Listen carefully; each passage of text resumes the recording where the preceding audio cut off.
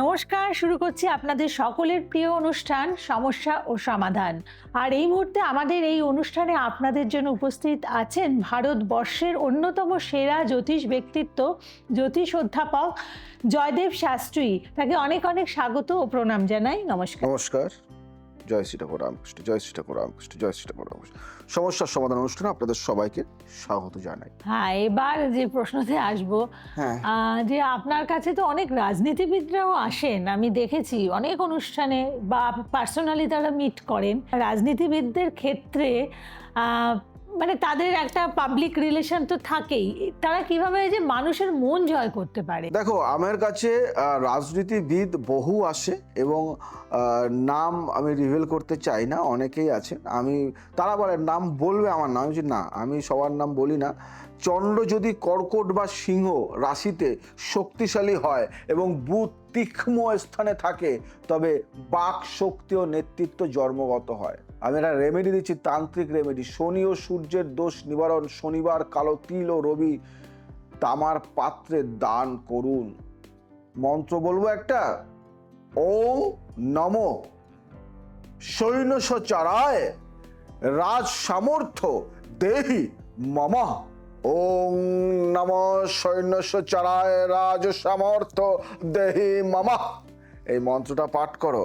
তোমাদের সবাইকে বলি, যদি রাজনীতিবিদ 100 জন টপ মোস্ট রাজনীতিবিদ 100 জন আমি ধরলাম, সেই 100 জনের মধ্যে অন্তত যদি আমি 50ও করি, 50 জন আমার ক্লায়েন্ট, মাই ক্লায়েন্ট, তো আমি ওদেরকে সেইভাবে দেখি, মানে রাজনীতিবিদ হিসেবে না, নিজের লোক, নিজের ফ্যামিলি হিসেবে দেখি।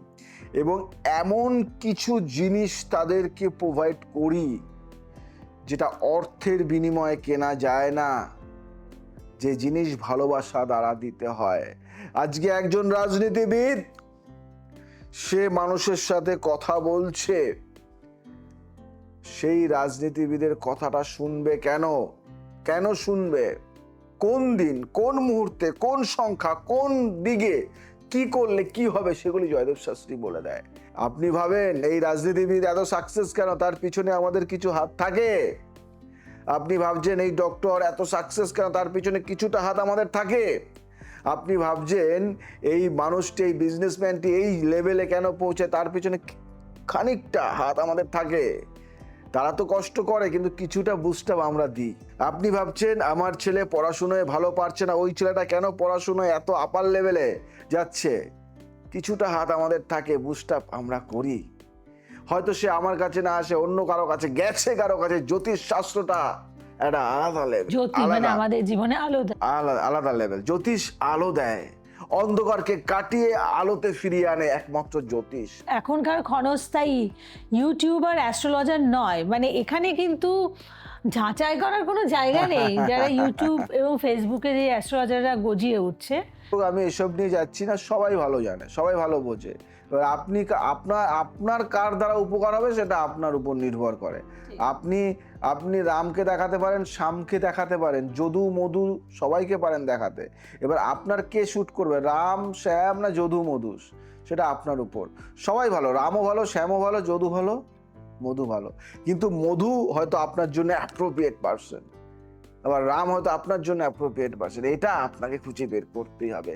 আর এই যে কথাগুলো শেয়ার করা হচ্ছে, এটা কিন্তু ফলো করলে আপনারা সাময়িক সমাধান পাবেন, কিন্তু চিরন্তন সমাধান মানে পার্মানেন্ট সলিউশন পাওয়ার জন্য আপনারা চেম্বার ভিজিট করুন। সেক্ষেত্রে জ্যোতিষ অধ্যাপক জয়দেব শাস্ত্রী আপনার মতো করে আপনাকে ভালো রাখবেন, কারণ তার অভিজ্ঞতার ভাণ্ডার আজকে পরিপূর্ণ।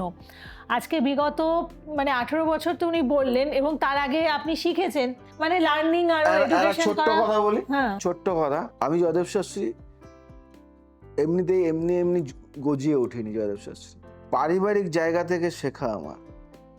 আমাদের ফ্যামিলি ট্র্যাডিশন এটা। 14 পুরুষ আমরা এই লাইনে, জ্যোতিষ লাইনে। তন্ত্র, জ্যোতিষ, বাস্তু নিয়ে আমাদের পথ চলা। আজকে এপার ওপার দুপার বলছি আমি শুধু এই যে এখন অনেকে বাংলাদেশের কথা বলতে ভয় পায়, যদি আমি কিছু হয়ে যায়। আমি বলছি, আমি জয়দেব শাস্ত্রী বলছি, এপার ওপার দোপার। আমার জন্ম এখানে, ঠিক আছে, আমি এখানে, কিন্তু আমার ফ্যামিলি পূর্বপুরুষ বাংলাদেশ, এবং সেখানে তারা এখনো তাদের নামে কিছু গ্রাম চলে, তাদের নামে। এই জ্যোতিষ এখনো, যেমন কামাখ্যা একটা নাম। আমার বাবা ছোট্টবেলায় নিরুদ্দেশ হয়ে যায়, তাকে খুঁজে পাওয়া যায় কোথায় জানো? বলি সবাইকে, এগুলি বলতে নেই গোপন কথা। কামাখ্যার মায়াঙে তাকে খুঁজে পাওয়া যায়, এবং মায়াঙে নাকি অনেকে থাকতে পারে না, মায়াঙে বাবার জায়গা রয়েছে, ওখানে থাকতো, শিখেছে, গোপন হিলিং শিখেছে, গোপন কাজ শিখেছে, তন্ত্রের খাজানা বাবার মধ্যে। কিন্তু গুরুর আদেশ, বেশি শিক্ষাগত যোগ্যতা ছিল না বাবার, সেই ক্ষেত্রে তন্ত্রের ভান্ডার হয়েও সে কিন্তু সেইভাবে তন্ত্রের বেশি কাজ করতে পারেনি। কষ্ট করেছে, এখনো কষ্ট করে মানুষটি। সেই তন্ত্র ভান্ডার যা পেয়েছে তারা 99% উজাড় করে দিয়েছে আমাকে। আমি যাই মাঝে মাঝে এখনো সেই জায়গায়, সেই বাবার সেই সাধন পিঠে মায়াং, যেগুলি বাবার অনেক কিছু অধরা ছিল, সেগুলি অনেক কিছু আয়ত্ত করেছি। মায়াঙে অনেক কাজ করেছে, আপনারা আমার ভিডিও দেখবেন, মায়াঙ্গে অনেক করেছি, অনেকেই চেনে ওখানে, বহু লোক, বহু তান্ত্রিকরা বলে তুমি এখন আর আসছো না কেন। নেক্সট আর একটা ভিডিও আসবে, দেখবেন মায়াঙ্গে আমার একটা জায়গা রয়েছে যেখানে তন্ত্রের খাজানা, এগুলো নিয়ে আলোচনা করব পরে। তো যাই হোক, আজ সময়ের সাথে সাথে আমাদের চলতে হয়, সময়টা নেই, তবুও সময়ের যাওয়ার আগে চারটে কথা তোমাদের বলে যায়। 1 নম্বর কথা বলবো যে জীবনে যতই সমস্যা আসুক না কেন ভেঙে পড়বে না।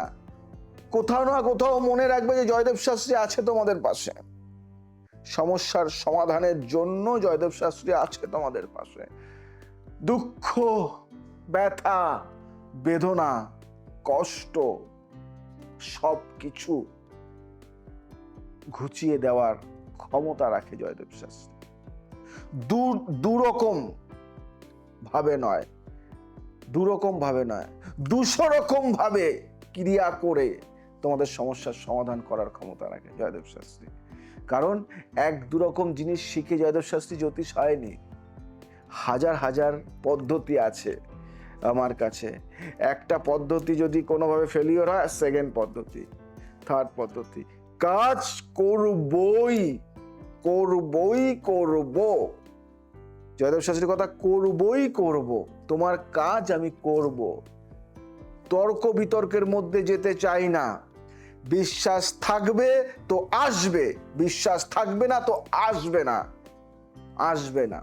যদি আমায় ভালোবাসো, যদি মনে হয় এই মানুষটা তোমার সমস্যার সমাধান করবে, তোমার মেয়ে পড়াশুনো ভালো করছে, সে ডাক্তারি পড়বে, কোনোভাবে তার মাইন্ড বসছে না, মন বসছে না, তার মধ্যে ফ্যাক্সুয়েট করছে, মানে চঞ্চলতা, মনে হচ্ছে এই মানুষটার কাছে গেলে হয়তো আমার সন্তানটি আগের মতো সেই পড়ায় মনোসংযোগ বসবে। একদম দেরি নয়, নিজে আসবে তোমার মেয়েকে নিয়ে। তোমার মেয়ের ভাগ্য তুমি, তোমার ছেলের ভাগ্য তুমিই কাটাতে পারো, তোমার সন্তানের ভাগ্য তোমার হাতে।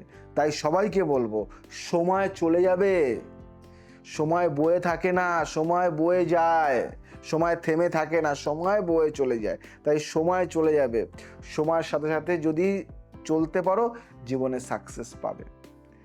একটাই কথা বলি, যে ভালো থাকার রসদ আছে আমার কাছে, নিতে হবে তোমার নিতে হবে, তোমাকে নিতে হবে, আমার কাছে দিয়ে চেয়ে নিতে হবে, ছিনিয়ে নিতে হবে।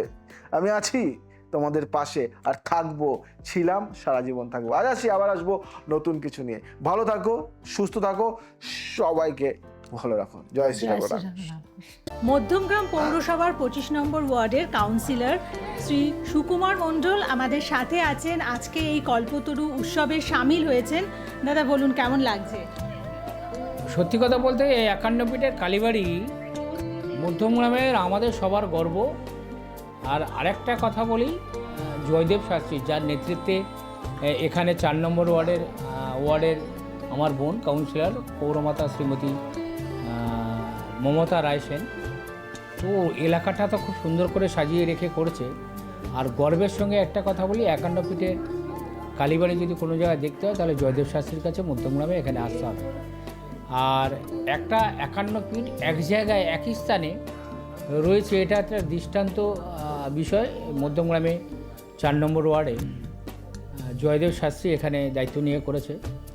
অপূর্ব অসাধারণ কথা বলাটা ভুল হবে, তার থেকে যদি কিছু থাকে সেটা মধ্যমগ্রামে জয়দেব শাস্ত্রী দৃষ্টান্ত স্থাপন করেছে।